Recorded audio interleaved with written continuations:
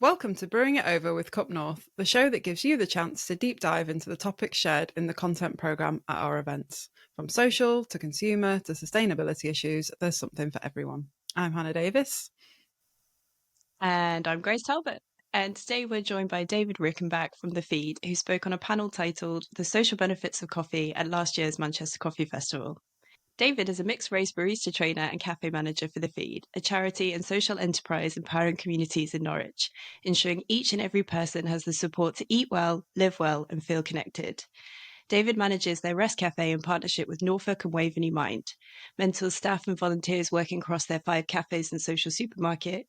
David, with the local coffee community, also runs monthly public coffee events around Norwich, exploring different coffee cultures, brew methods, and celebrating coffee. David has personal experience of anxiety and mental health issues that guided him into a career in specialty coffee. And before we welcome David to the podcast, don't forget, if you want to listen to the incredible panel that he spoke on at Manchester Coffee Festival last year, hang on right until the end of the podcast and we'll play that recording back for you. Welcome, David! Hello! Hi, how you doing? I'm very well, thank you. How are you? Good, thank you. Good, wonderful. Feeling nice and relaxed and ready to chit chat? I'm ready. All good to talk. Happy and excited. Excellent, excellent. We're going to ease you in just with some very gentle kind of get to know you questions. Don't worry, we won't be testing you at the end. Are you ready? Already. Already. Okay. Number 1. What is your coffee order? That depends. If I know the place or they've got a good reputation, I'll normally just get an espresso, and I don't mind if it's house espresso because it kind of gives me an understanding of what's on the bar. But Yeah. sometimes if I know what I'm getting into and I'm not looking forward to it, I might get a latte to kind of hide the flavor in the milk. Yeah, one of those. If you're on the road at a motorway service station, I'm not against adding a syrup to a needed coffee to get me through. Exactly. Brilliant. Okay.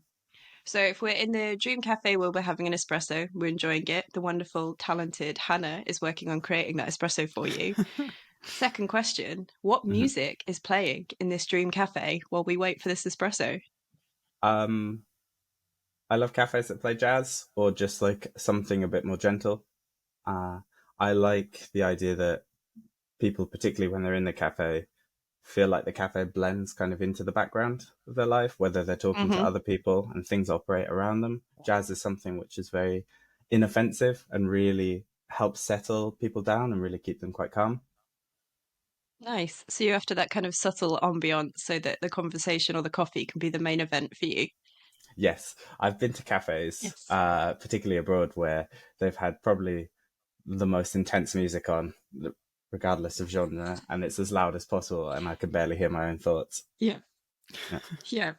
Yeah, there's a real balance from a sensory point of view, isn't there? Like I love it when there's a song that I know and I can kind of jam to, but if it's too loud, I can't enjoy that experience. So, yeah, I hear you. Mm. We've had a lot of different answers to the music question. It's really interesting to see.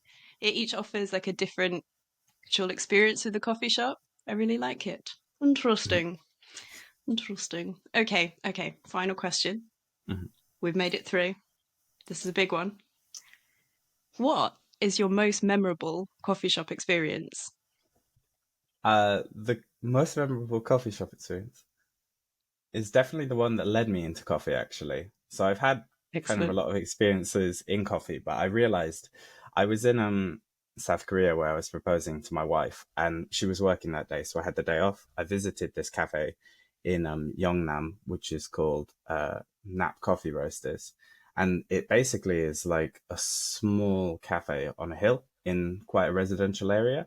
It has the entire base of it bricked over. So it's a small hill and you just grab a pillow and you sit down, and all the windows were open. It was a big windy day. I remember sitting there. I wasn't having that nicer time in my marketing job. And I just realized in that moment that I just needed to quit and go into something else. And I was just enjoying that experience so much that I was like, actually, I like coffee. Why don't I just do it and just go the whole way? What an amazing story. Wow. I feel like I was with you then. Like I could feel the wind.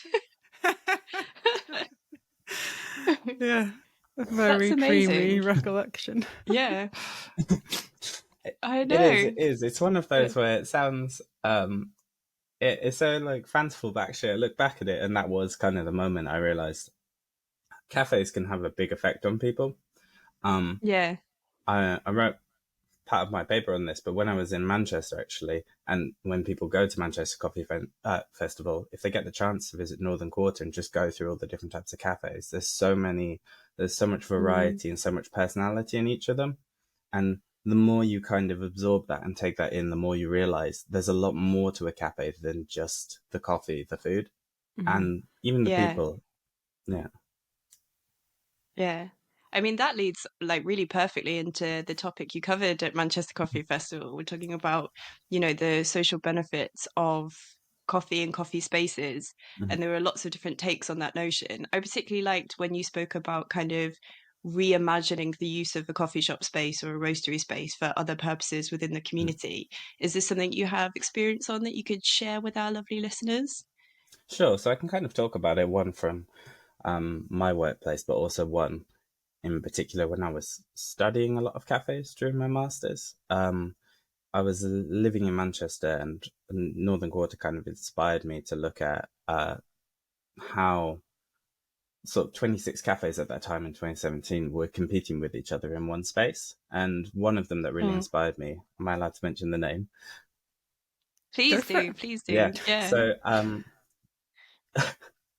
TAC really inspired me, actually. I had a sit down with the owner at the time and had a sort of an hour-long interview.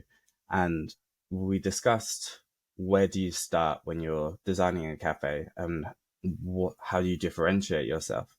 And one of the first things they said was they looked at what's around them, what their community was, and there was sort of the design school there. There was a lot of people using some of the old renovated spaces as offices.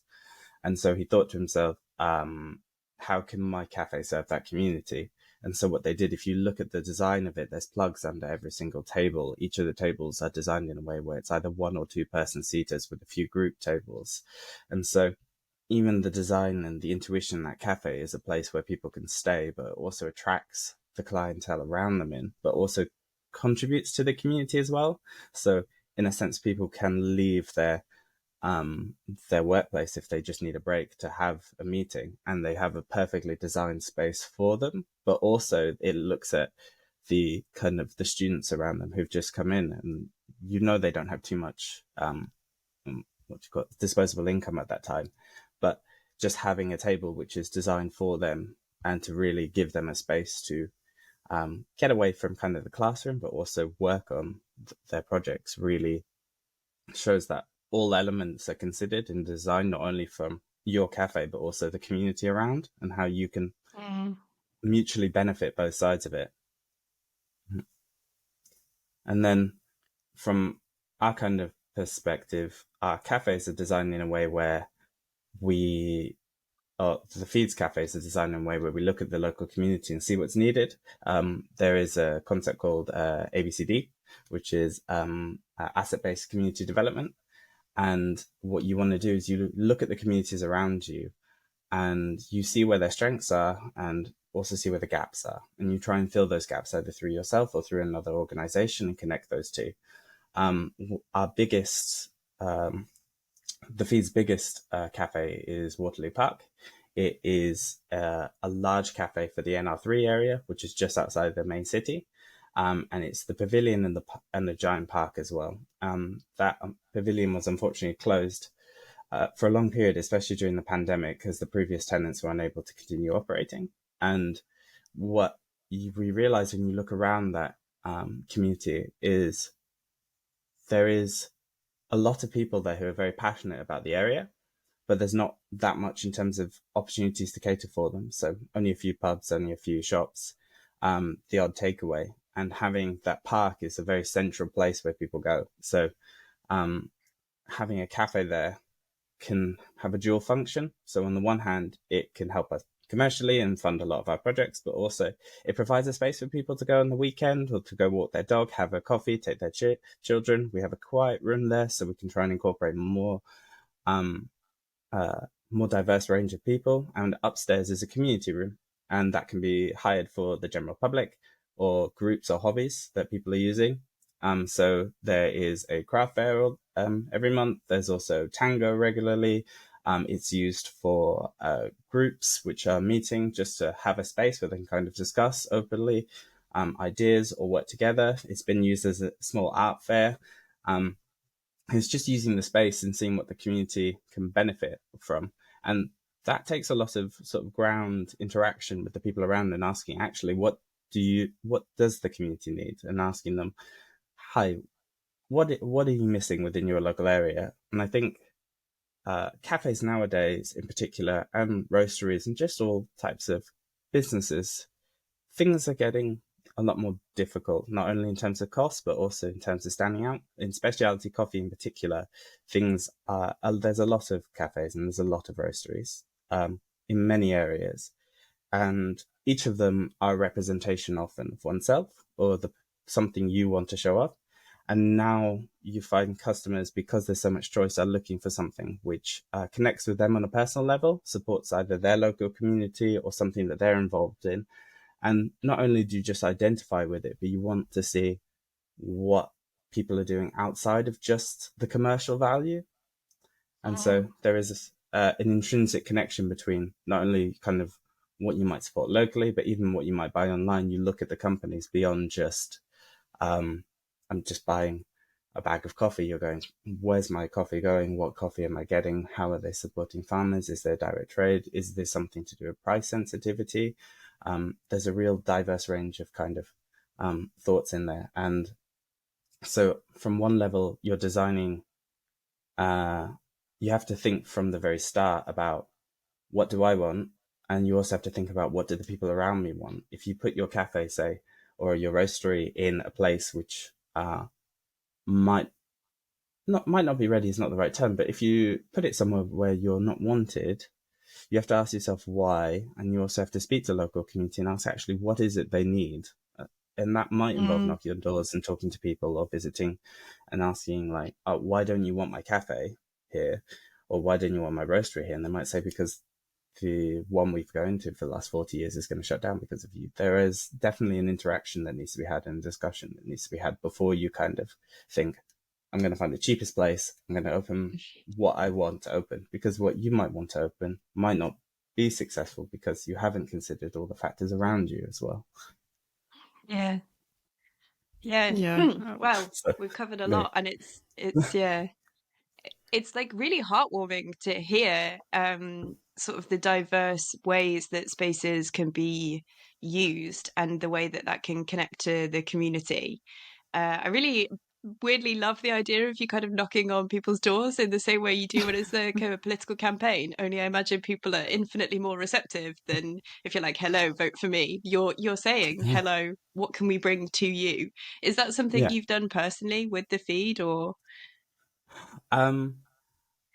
In a different setting. So I used to be the community fridge coordinator during the pandemic. It was a difficult time. So running kind of a community fridge when everything was shut down during the lockdowns, a lot of restaurants were giving away their stock, their supplies. A lot of local supermarkets were giving a lot of their excess away. And we ran from our cafe, which was both a catering kitchen and also a cafe, a community fridge. And we had people lining up down the streets, sun, rain, blizzard, to just get some food. No questions asked, really, about, I don't need proof of any evidence of whether you're on benefits. I'm just going to intrinsically trust you, but I'm going to ask also, what is it you need and how can I kind of guide you? Can I give you a recipe? Like, how can I best support you with what we have? And in those kind of interactions, we learn, or the feed learned a lot about what the needs of the communities are and where people might not be supported. Or, for example, if you're speaking to someone, a lot of people are in employment. We have a social supermarket with over 2,000 people signed up at the moment, and a portion of them are in work, but even still, if you have a large family to support or if you have high costs, it's still a difficult position to be in, and you may need that additional support on top. And when I was running the community fridge, we had a program development officer. We also had myself kind of interacting with each person to find out what are the reasons, why are you here, essentially, and how can we best help you and serve you. So in a sense, I'm meeting people one-on-one. I haven't knocked on the doors, but it's a consideration to have. People were coming to us, and it was just a good chance for me to basically be like, hey, what's going on? And then the feed also ran a lot of focus groups when we were looking at the social supermarket, speaking to the people who were coming to the community fridge for additional help, and sat them down and really had a chat, and we let them lead the conversation about what kind of services and support is missing within their local area. So there's an opportunity there, even if you sit down with customers from another cafe. Yeah. And that's something that comes up a lot in the panel discussion, that cafes are there in a way to kind of service the community. They're something that's should represent that community. And when we've asked people, on the podcast before, what's your memorable cafe experience? So often their experience is related to the environment of the cafe and not specifically the coffee. It's not like, oh, I had the best coffee of my life in this one cafe. It's actually about the full package. And it's really great to hear that you talking about the development of the feed and that being a cafe space that is there for the community. And also just to hear you mention that you think, that potentially if a cafe goes to set up in a neighborhood without considering the needs of that community, then they're more likely to fail. And and just to, like, I think it would be great for cafe owners to hear this. This is like really valuable information for them. And I would love to read your paper on Manchester cafes for sure. I think that'd be super interesting. I'll find that for you. I can find that for you and send it over. One of the things that I actually talk about in that is when you speak to people, there's a dual relationship. There's, on the one hand, cafes are a representation of the person who's establishing them. Roasteries are as well. You go to things you like. If you don't believe in the project, it's very hard to push the project. And so on the one hand, you are compromising in a way of what it is that you value and what it is that you want, because it's what gets you up in the morning. You're looking at what that is, but also what your customers want. And that often goes beyond just, do they want a Brazilian coffee? Do they want a Colombian coffee? People choose, in marketing speak, people choose the brands they identify with. And that's really an important thing. So the cafes I go to are because I support the person or the person running it or the project they're going on. And every time I buy a coffee, it's one more coffee and a little bit more money towards their dream. But also, like you said, you have to feel comfortable in that space. And each person has a different subjective view on the cafes they like. And it doesn't necessarily need to be the cafe. People often will wear branding or merch from things they love. And that is also an identifier of things I like, and it's part of my personality. And cafes are part of that as well. Outside of work and the home, it's one of the main places people meet, the community gets together with, and you identify it as part of yourself if you sort of say, oh, should we go here? And it's just an immediate reaction for people. Yeah. It's so interesting to hear you speak about it, because it's making me think of, so I moved to a place called Frome. Everybody, big up Frome. If you're in Somerset, come here. We're lovely. And I moved during what transpired to be national lockdown. So I didn't get that initial opportunity to kind of go out and explore the space and find these local coffee shops. And it still feels like a novelty for me, even now, to be able to text people and be like, do you want to meet up for coffee? And I really love it when they take the reins and say, yes, let's meet here, because it kind of introduces me to new places. And 9 times out of 10, particularly in a smaller community like Frome, there's an and this is why. So like my aunt, she will always meet in a specific location and tell me why every time. Do a great vegan breakfast. There's always something else that she's identified with, and she sees that as her space to go to. And her inviting me in is like really precious. I think it brings me into a new community. Something I have noticed here compared to other places I've lived, however, is a lot of places aren't open on a Monday, and I do find that very restricting. I still want coffee on a Monday. Is this something you see kind of between, various locations you've worked in, like spaces in Manchester being more readily available as a social point compared to other locations? Um, it's definitely a consideration. Say I'll start with outside of Manchester, and London, Birmingham. Mondays are not a great day. So during the day, it's a great place to get coffee, but also it's a chance for a lot of people to rest. I often describe a lot of kind of cities and towns as 4-day weeks. Really, it's Thursday, Friday, Saturday, and possibly Sunday as well, where people have their days off or they have their activity, whether it's during the day or outside of work. And you can kind of see that often reflected in opening times. We're a bit different. We're 7 days a week, but it's part of our commitment to really helping the community at all times, including bank holidays a lot of the time. And with regards to kind of cafe spaces and also roasteries, you do see them operate on a Monday to Friday. It's a more balanced kind of work week for most people. And I think that's something people are pushing for a lot more nowadays. But it does also mean that you can potentially lose a lot of the customer base, which is now available on a Saturday and a Sunday. But speaking about actual times, if you look at the UK, it does have kind of a more traditionally European approach to opening times. You have an expectation that you need to be open when you walk to work in the morning, and also not necessarily when you finish work. But that is very restrictive in a sense, because it means that you are catering to people during their working times. So they might be able to escape from their workplace for half an hour to an hour. That is what you're trying to capture, or before work. But when you think of a lot of other countries, or you think of a lot of larger cities, time doesn't just restrict itself to sort of that 7 to 4 or 8 till 4.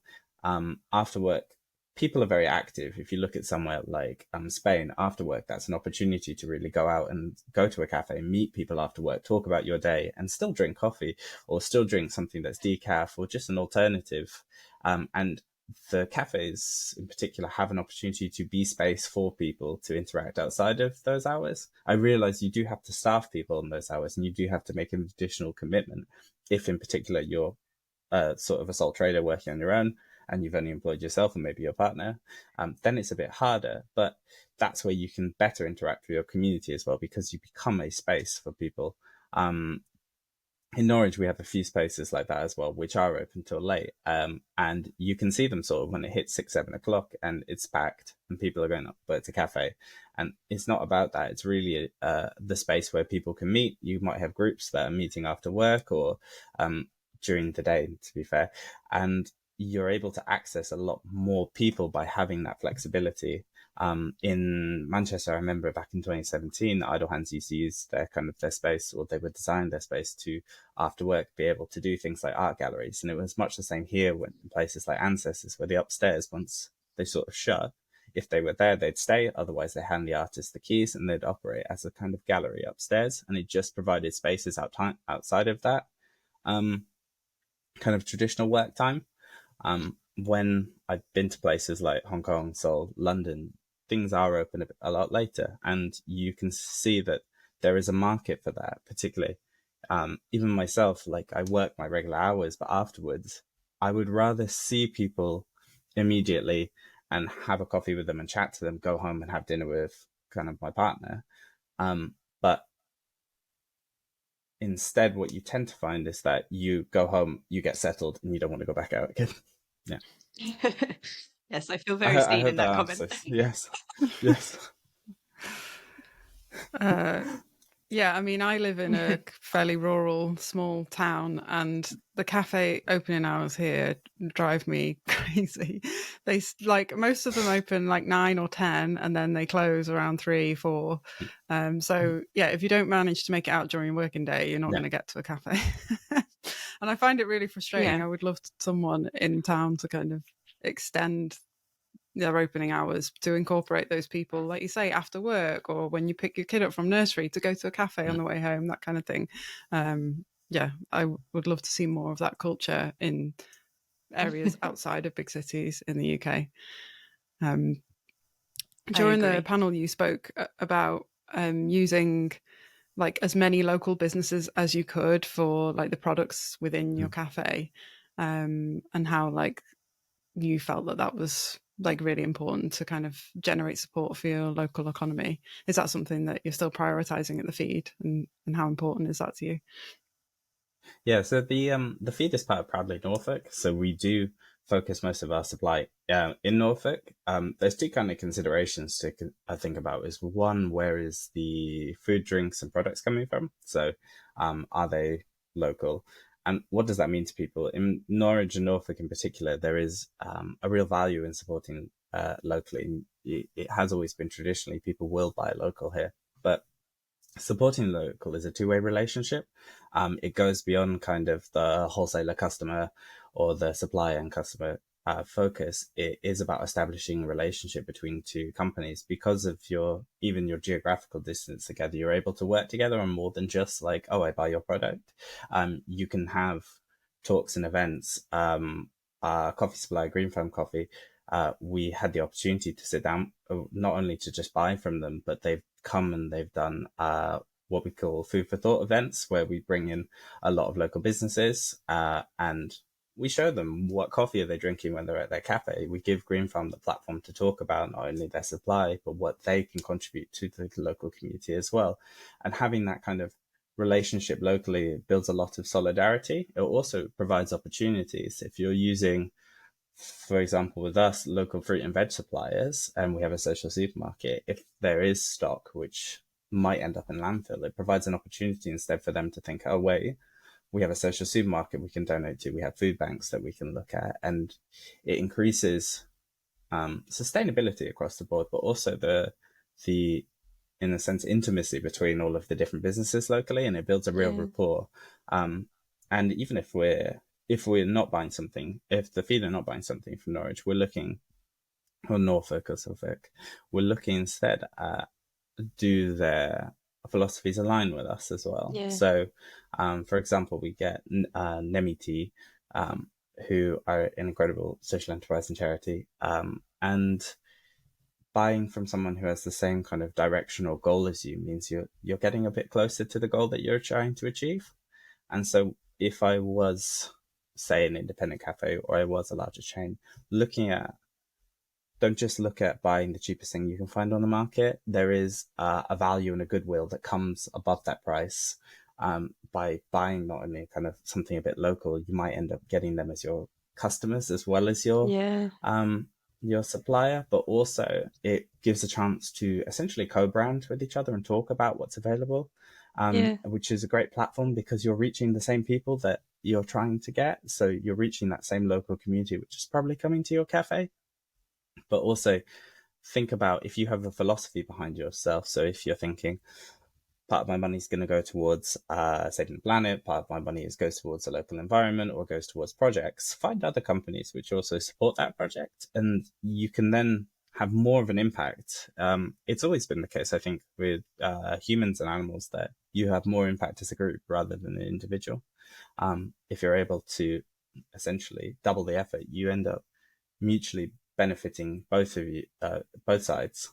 Yeah, there's a greater capacity for change when there are more change makers involved in that change. So change too many times. Exactly.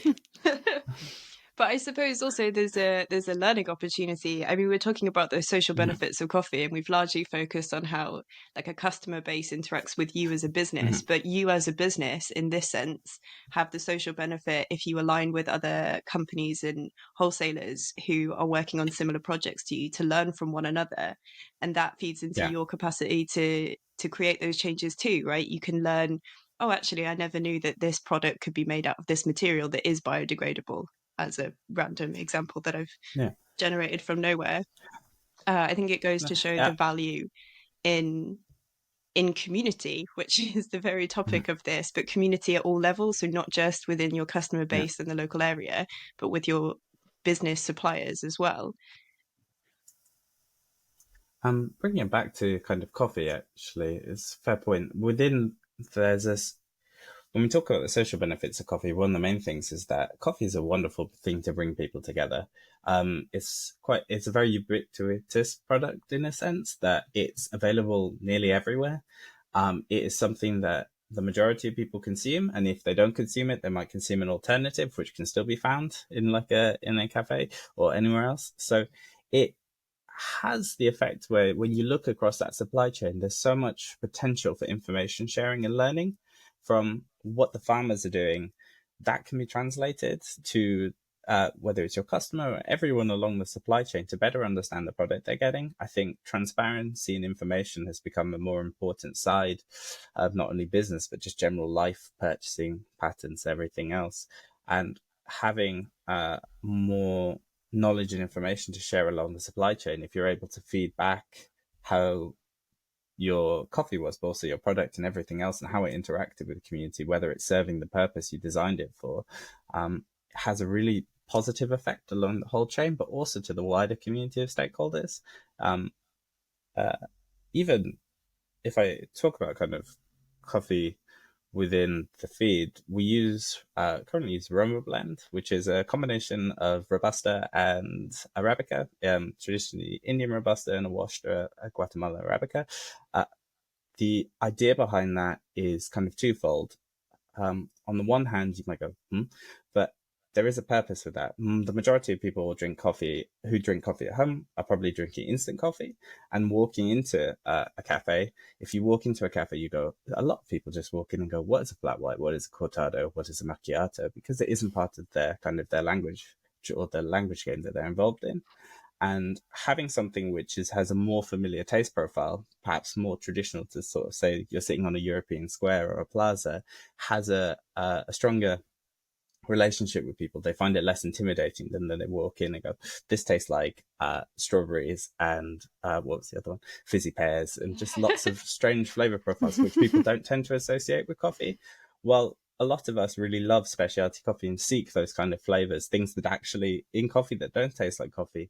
Having something more approachable is not necessarily a bad thing. It grabs a lot of the people who are intimidated by coffee or are out of the specialty coffee bubble, or perhaps are in sort of the more commercial side of things, and it becomes more attractive to them, more relatable to them. But also for people like myself, having something which is just dialed in well and tastes just sort of like a nice chocolatey coffee is a lot more approachable, and I'm actually okay with it. Like, you're okay to meet with a meeting. It covers a lot more bases and it's less divisive.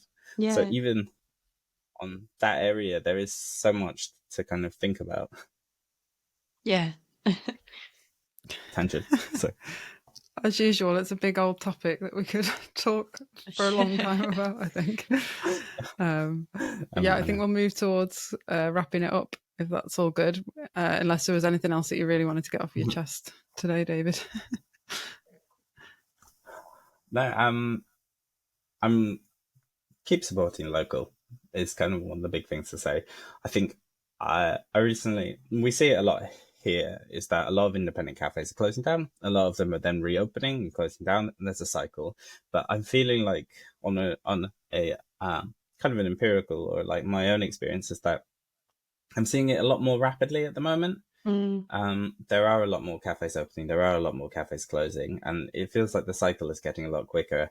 Not only in, say, like Norwich, but also when I went to London, there's a lot more signs up at the moment for empty spaces and empty lots, and you can feel it a lot more than pre-pandemic. There's just been a lot of things happening in the world where costs are rising, supply and access is getting more difficult, consumer spending is down, and people are more price sensitive. And thinking about, do I really need to order this particular coffee from the other side of the country or from the other side of the world? Have a small consideration that actually you do know the people around you, and supporting local is not necessarily a bad thing. It's part of, you supply them, they supply you, and they offer you a space. You'll find as you walk through your city centre and it takes 20 minutes to get to the nearest cafe, that you realise actually things are not great at the moment. I really hope they get better. And I'm also really looking forward to Manchester Coffee Festival and Birmingham Coffee Festival. Yay, us too. Yeah, very much so. Yeah, precisely for a lot of the topics you've covered, to be honest. The festivals are a great place to demonstrate not just community, but the breadth of it and the potential for it. You know, we really consciously try and work with people who supply to or feature in the local area, and it's incredible to see how far reaching that is and the variety of businesses and allied industries that represents, and in turn then bringing in the local community to the festivals and seeing those moments where they talk to someone about coffee in a way that they feel comfortable, whether it is a blend that tastes like chocolate or if it is those fizzy pear coffees. By the way, really want to try a fizzy pear coffee. Like, we'll be thinking about that for the rest of the week. But yeah, just thank you so much for coming on, bringing it over and talking about it. It's so clear that you have a real passion and understanding for it, and it's lovely to hear you speak on it. If our wonderful listeners wanted to follow up and find out more about you or the feed, where could they find follow-up information? Sure. So you can kind of see all the list of different things we do on our website, which is thefeed.uk. Otherwise, we're on pretty much all social media platforms, whether it's LinkedIn, Instagram, or Facebook or anything else. Myself in particular, I'm just David is Coffee on Instagram. It's the only one I really use, but it's just a chance for me to post pictures of cats and talk about coffee. But if you do want to... if you do come to Norwich, please come look at one of our many cafes, and you kind of see a lot of the impact on the community directly just by sitting in one of them. And if you'd like to meet me in person, I will always try and travel to every festival just to have a chance to really talk about these things. Yeah. Round of applause for Wonderful. you. You're always very welcome at a Cupnall Festival. Oh, yes. Yeah, thanks I'm again. looking forward to it. To our listeners, keep listening now for the recording of David's panel from Manchester Coffee Festival last year. And yeah, thanks for joining us once more for another episode of Brewing It Over. We'll be back soon. Hello, welcome back to our second talk. Well, it is actually a panel. It's going to be the social benefits of coffee. So with us, we've got Annabelle de Gersigny from 100 House Coffee. We also have Salma Shah, researcher and owner of Feel Loved. And we also have David Rickenback from The Feed. I'll be moderating the panel as the sort of last minute fill-in situation. But we're going to discuss basically social benefits of coffee, coffee spaces, and the coffee industry and community. So I'm going to take my seat. Okay, great. Can everyone hear okay? Hello. Fantastic. So I think let's start with just sort of saying who we are, what we do, and then we'll kick things off. So I am head barista at Shop Shop, which is in the Northern Quarter. I am also the content coordinator for the festival. So I sort of manage all these bits and the talks and panels. Yeah, that's me. Let's move along. I am, can you hear me? Yeah. Annabelle de Gersigny, and I'm one of the co-founders of 100 House Coffee. And I run, all of the non-profit projects that we support. Yeah, all of the non-profit projects that we support through the roastery. Next up. Hi, can you hear me? Yeah.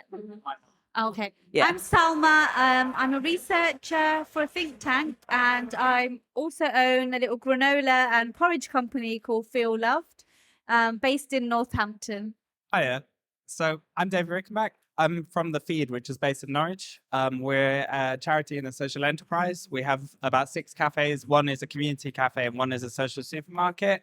I'm the barista trainer, but I'm also one of the cafe managers there. And I help a lot of people who've been out of employment for an extended period get back into work and get into barista work and catering.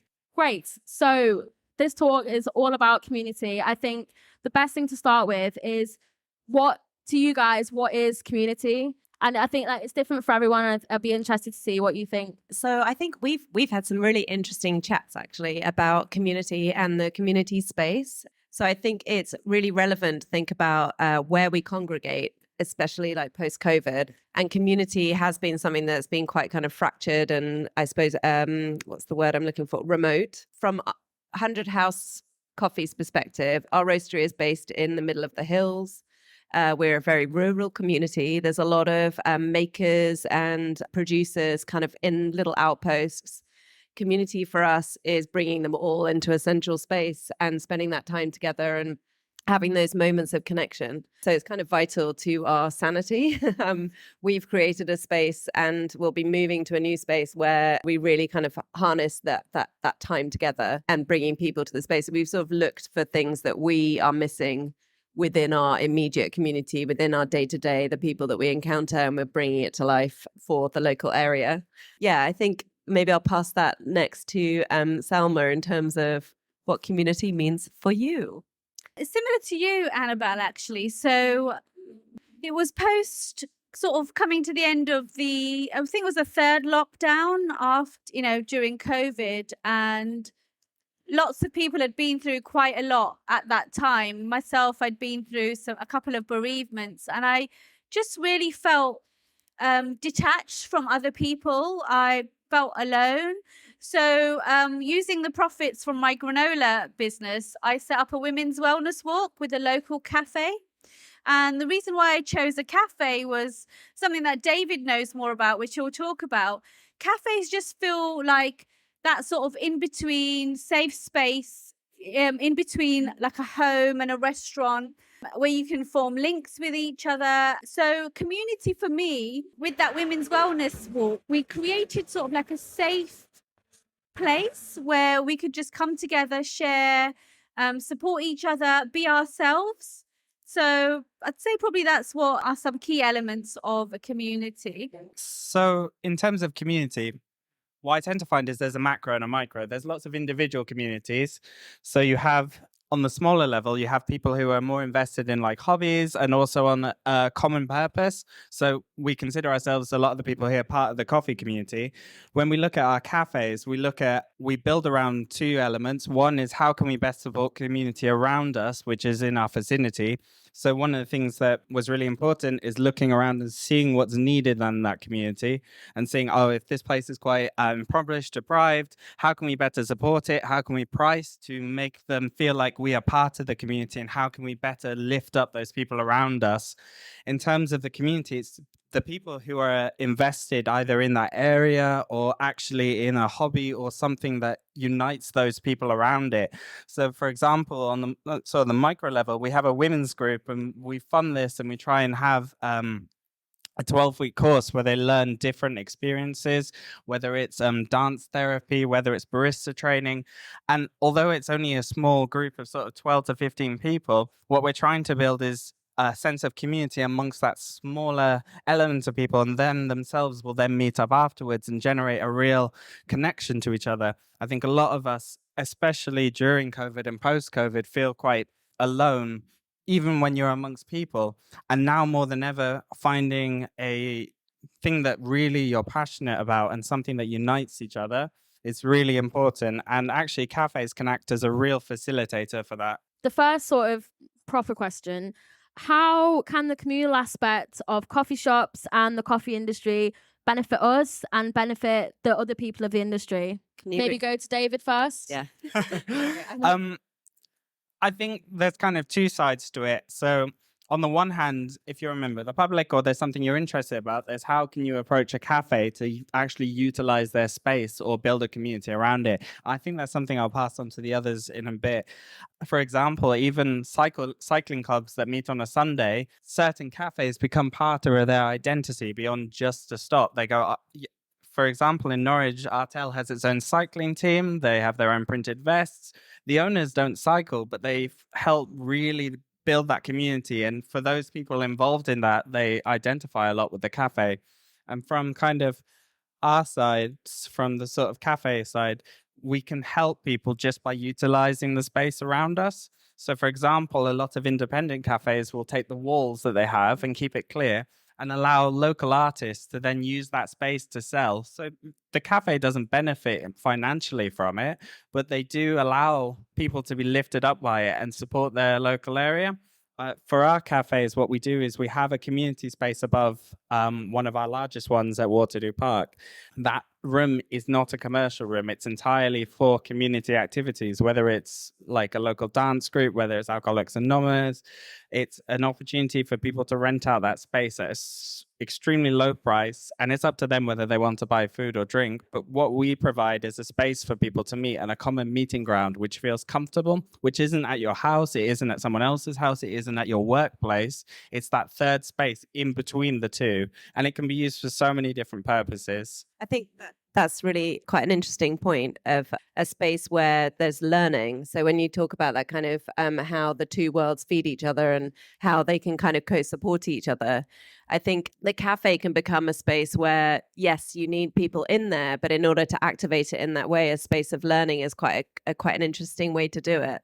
Also, I'm kind of a firm believer that businesses can support in some non-profit way, no matter what they're doing. We do a lot of like the educational side really brings people together. It's a neutral space where learning, making something very tactile and tangible can happen.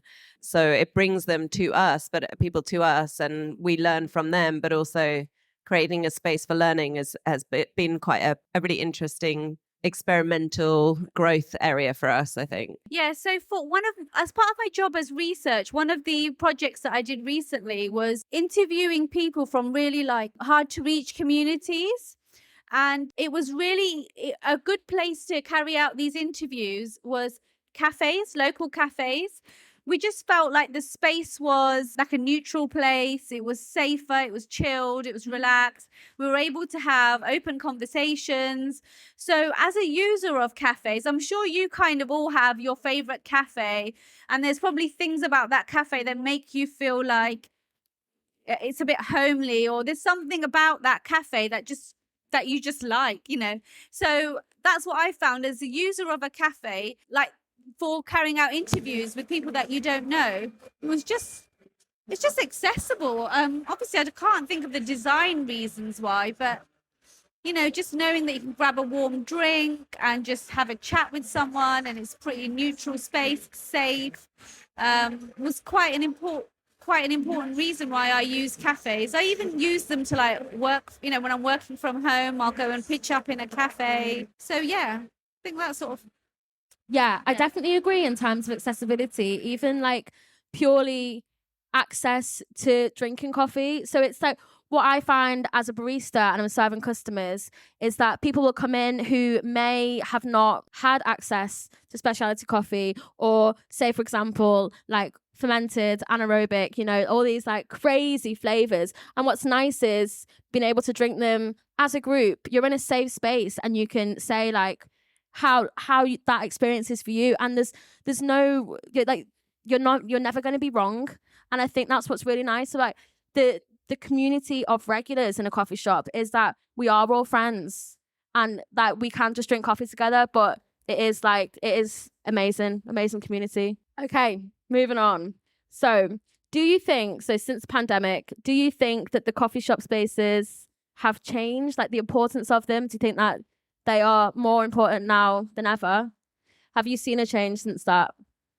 I think the coffee shops were kind of a lifeline for a lot of people. I mean, myself, I was a new mother and didn't have any NCT groups, I'm living rurally, no connection to other parents. So I was introduced to one other person who'd had a child, and the only place that we could go to was the cafe had opened a hatch. We could get a coffee and go for a walk. You were allowed to walk with one other person.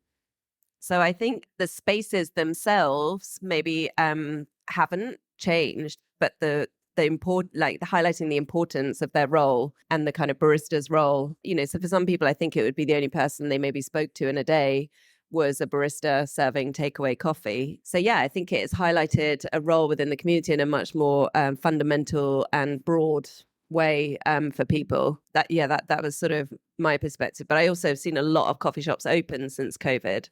You know, people kind of venturing into that as a new venture for them and a total kind of deviation from what they were doing before. It seems like since COVID as well, there's been a massive increase in like co-working spaces, which with coffee shops inside, which is again like another form of community. It's a way that people can, where they would be working alone, they're working with people, and again they can have the the experience they have in a coffee shop of sitting together drinking a coffee, or the experience that they'd have at work, which is no longer the case because a lot of people now can work from home. Like, that's made much more accessible, but that in itself is community. They still need that moment with other people at some point in the week.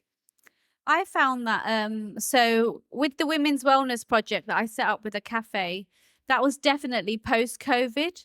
So I can't compare like whether these projects were just, I've noticed now that when you look at other cafes, lots of other cafes offer lots of community outreach or art projects, or there's some social impact project going on with quite a lot of cafes. Now, I can't, as a user of a cafe, I can't compare whether that existed as much pre-pandemic, but it's definitely since COVID that I have started to notice all of these community impact projects coming, starting up. So I guess, David, you were working in cafes so have you noticed a change of the sort of projects that you guys do? Yeah, so there's to be honest, there's been a massive relationship change between the customers, baristas, and the businesses, and I felt it more than anything. So I was in a high-end specialty coffee shop during the first pandemic. We shut down. We eventually opened one of our cafes open again, and that was based in a small community. And it was the craziest we'd ever seen it. People would wait for an hour, 2 hours for a coffee, and it was their only interaction of the day. So we chose the barista who people missed the most, to be honest, and who had a deep relationship with a lot of those community. And they became a rock for that community. It was their daily activity. It was the only time they're going outside. And it was important not only to us, but also to the communities around them. And then what happened was during the second lockdown, I actually switched jobs. So I moved it to the feed at that point. And it was a very different thing. So our cafes didn't reopen. But what we did is we had fridges and we had connections. So we turned it into a community fridge just beforehand. And then we used that space to then actually act as a food bank, essentially, for the local community. And to be honest, through that time, it's built a lot of goodwill between us and the surrounding area, because I think a lot of businesses who had all of this stock, a lot of businesses who had all of this manpower, but nothing really to do with it, and who were sitting at home worried, suddenly had a place where they could come and help and actually feel like they're contributing to solving a lot of the issues of the pandemic. And a lot of people lost their jobs during that time. A lot of baristas changed careers, they moved into other paths. And actually, a lot of people who were working in things like marketing and other areas, service industry, wholesale, all of them lost their jobs. And at that point, it was a really risky time because you couldn't earn unless you were working at home. You were searching for any job. The industry has just totally changed. People were desperate for food. And now you see it that more cafes have opened after the pandemic, particularly in places like London, because people have decided to explore their kind of passions and their dream. And you're seeing this like value that's come from the pandemic and the relationship that's been built with cafes. And really you're seeing now that people have a more personal feeling and a more like strong feeling towards their cafe as not just a space I get my caffeine, but actually I built a relationship with these cafes. I know these baristas. I know this coffee. This has acted as a rock for me during the pandemic. And it's the same from the other perspective as well, from our one. I think it's quite interesting to think about these new spaces that are opening as well, because people spend so much time at home, and there was that kind of culture of going back to baking, making foods, looking more, slowing your food consumption and drink consumption down, and bringing it back into the home. And a lot of these spaces are really representative of the individuals who've set them up. So all of that detail in the space, it's kind of, when we talked about connecting with the space and why we connect with certain spaces above others, that's like looking forward beyond COVID, beyond the pandemic, into the future. It's really exciting to see all these sort of very idiosyncratic spaces opening. And I think Shop has always been like that. So it's sort of like a beacon of that kind of aesthetic where you really walk into something unique. But it's nice to see that kind of propagate a bit and grow, and what food is there, how is it made, what little details have been added to it, which coffee roaster are they working with, and why, and what coffees are they bringing in. And yeah, it's sort of has all these different languages and subtleties to it, which I find really exciting, and a very like creative space to work from, sort of like a studio space in a way. Have you, as someone from a roastery, have you noticed a change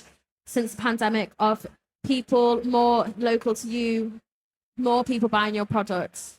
Or has it stayed pretty much the same, do you think? Yeah, I mean, we were kind of blown away by people's concern for us at the beginning of the pandemic, because our wholesale orders went from, we were kind of thriving and growing. We've always grown organically and let things kind of happen at their own pace. But from our wholesale orders going from a quantity we were really happy with to zero, nothing. And our web sales, which I think was the same for a lot of roasters, was something that ticked over and was there, but it wasn't sort of what we built our business model on. So we had to shift gears really fast, switch up our packaging, start to offer free shipping, find things that fit through letterboxes. And we found a lot of people locally were really supportive of that and wanted us to survive through the pandemic, which was really reassuring. And also to know that that we can scale down.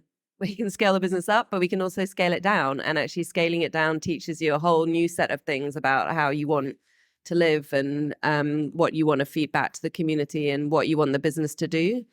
I call it a business, but we really see it as a project. And I think the pandemic consolidated that. It's a project. It's always changing, and it can be what you need it to be. And I think approaching anything in life like that is quite an interesting lesson to learn. Yeah.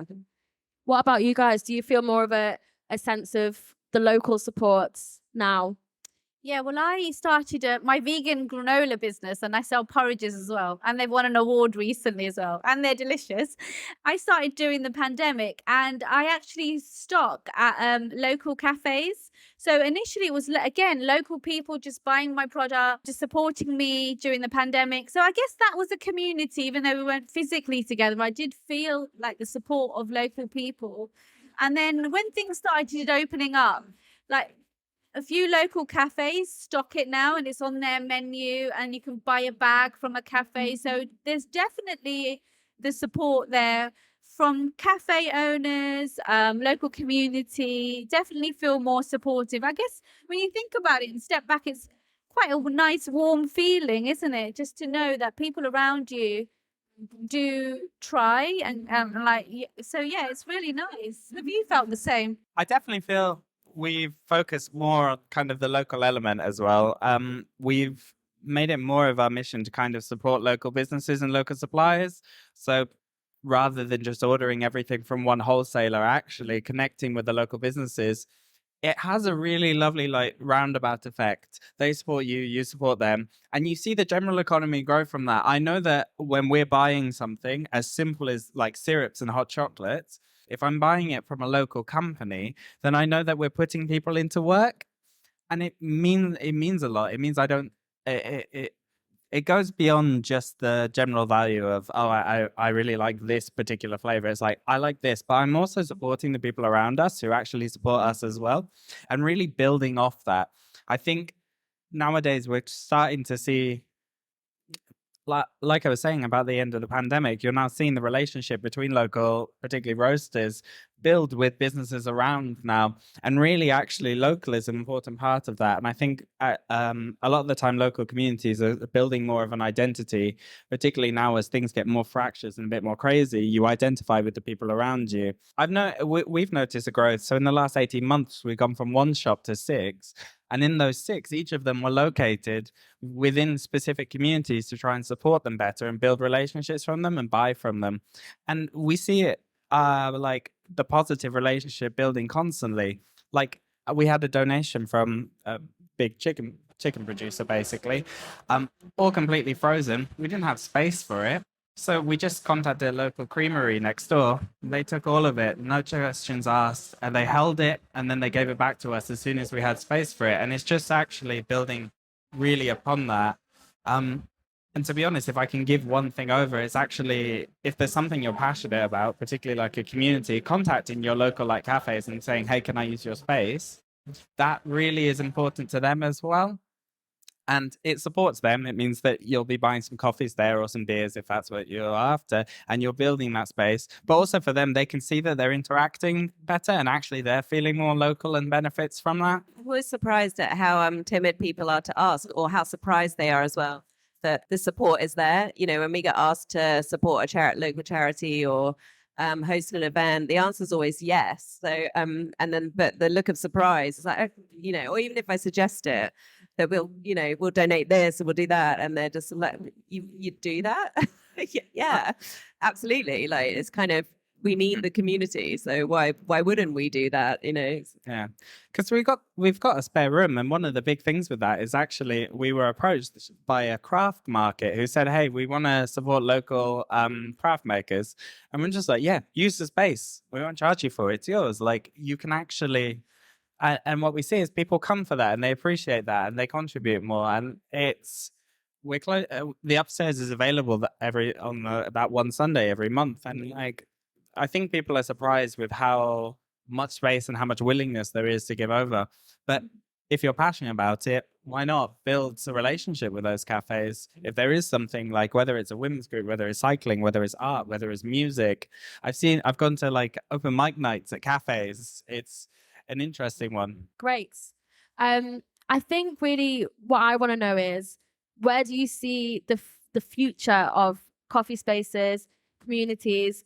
What direction do you think that's going in? It's a big one, isn't Anyone it? can pitch in for. It's a big one. I hope that cafe spaces continue to exist and continue to offer like a warm drink and somewhere in between home and like a restaurant. So I do see a space for them long term. I feel like after the pandemic, you know, positive things have come out of it, being more connected to local people, using local spaces. So I'd like to see that continue. I think you'll always see the ups and downs of cafes, particularly some will open, some will close. But one of the joining things I see, one of the clear things is that there's been a growth in the amount who have a philosophy or a purpose. If somebody believes in a certain element, for example, whether it's art, whether it's supporting local communities, whether it's focusing on improving homelessness or allowing trainees on their site, people identify with that. Because if you're pricing something at the same level as another cafe, but that you're putting into that philosophy, or you're supporting a certain thing that you're passionate about, like whether it's a women's project or anything else, you know that money is benefiting that community. I think that little bit of an extra is really incentivizes people. And it could be anything from sustainability to more of that focus on particular projects. And just, you see it a lot more nowadays. People are promoting things beyond the coffee. They're actually focusing on, hey, actually, we are, B Corp certified. We do this, and this is the projects we run. And that's what people want to see. I think now more than ever, especially post-pandemic, you are seeing people going, I have to be really careful with my money, and I want to know where I put this. I'm not going to go buy this from Starbucks. I'm actually going to go to my local cafe. Yeah, I mean, I think as a roastery, we like I said, slightly different to the cafe space. That's definitely true in terms of people coming to we're going to be having a much more kind of front-facing space soon, but people have been able to come and see the kind of industry happening in front of them, but also purchase coffee from there and feel a bit closer to that machine. Where we are rurally, it's a massive farming industry, and it's quite interesting to see like local farmers look at the coffee, and they kind of like are really intrigued by the processes that the coffees have gone from how the farmers work in those origins, and kind of being connected to where our food and drink comes from. And also from a kind of employment perspective, there aren't a lot of options for young people in our area. So I feel like the roastery space is a really interesting model for, there's so many different roles that can be attached to it. So as people aspiring and looking towards their future, that can be something exciting, that it's a light industrial, but it's also, it connects with so many other roles and can do so many other things. Yeah. Which is why with our art and industry program, we've kind of put those two words together, because it's amazing. We do inner city school projects at GCSE level. It's amazing, like, to open people, young people's minds to career options that are perhaps industrial and manufacturing, but also really creative, because in their minds, it's like, I need to do graphic design to have a creative future, but that's just not true. And I think the cafe space proposes that as well in terms of future generations. So a really like fertile territory for their futures, and it can be down to whether they want to do something making granolas, or whether they want to be making the coffee, or do they want to roast it, are they into the packaging, or so it has so many different routes to the future. Great. If anyone does want to speak to these guys, you can hang around and chat. If not, Annabelle can be found on the 100 House stand as well, and these guys will hang around for just a couple more minutes if anyone does have any questions or conversations they'd like to be had.